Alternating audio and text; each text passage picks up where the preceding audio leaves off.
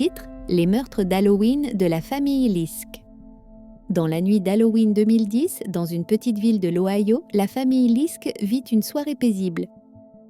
Bill, le père, sa femme Suzanne et les deux fils de Suzanne, Derek et Devon, mangent ensemble, regardent un film, puis vont se coucher.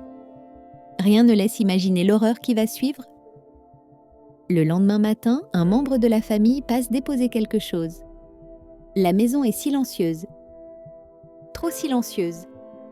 Il entre et découvre Bill au sol, sans vie. La police arrive immédiatement et fouille les lieux. Dans les chambres, ils retrouvent Suzanne, Derek et Devon, eux aussi morts. Aucune effraction. Aucune lutte. Comme si le tueur connaissait parfaitement la maison.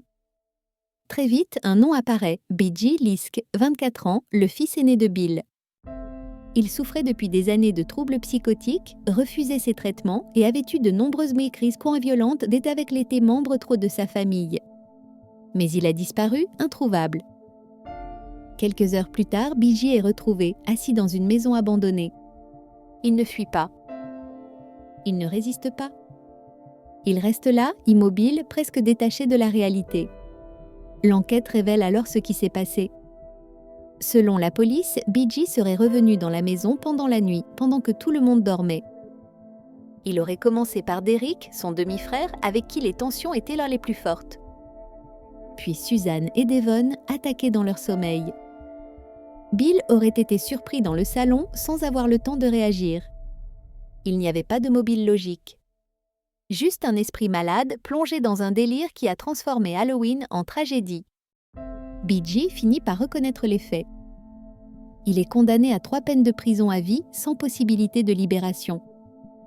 5 ans plus tard, en 2015, il est retrouvé mort dans sa cellule. Aujourd'hui encore, la maison de la famille Lisk est vide. Abandonnée. Chaque Halloween, des habitants déposent une bougie devant le portail. Certains disent que la nuit du 31, on ressent encore une présence. Comme si cette maison n'avait jamais oublié ce qui s'y est passé. N'hésite pas à abonner pour plus de contenu.